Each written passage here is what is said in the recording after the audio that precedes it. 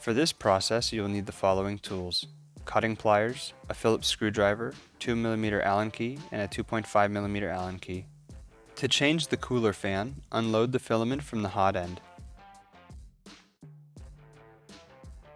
Turn the printer off and disconnect the power cable for safety reasons. You can now disconnect the Bowden tube. To do this, start by removing the coupling clip. Then, while pressing down on the fast connector, slightly press in the Bowden tube and then pull it. Remove the two screws holding the connection cover and slide this piece up. Cut the zip tie holding the hot end cable.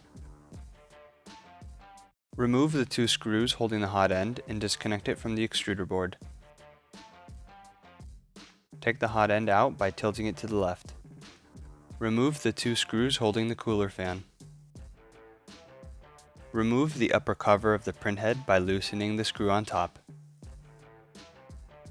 Disconnect the cooler fan from the extruder board and slide the terminal towards the open slot in the lower cover to take it out.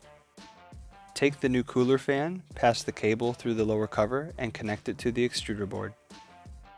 Place the upper cover back on. Install the cooler fan together with the two screws, ensuring that the fan sticker faces in. Now reinstall the hot end.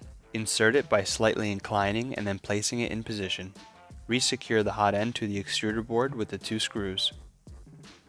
Reinstall the connection cover into place, making sure that the fan cables as well as the hot end are back in their proper position.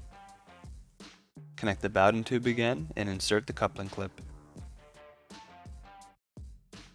You can now connect and turn on your printer. Last but not least, make sure that the fan is spinning properly.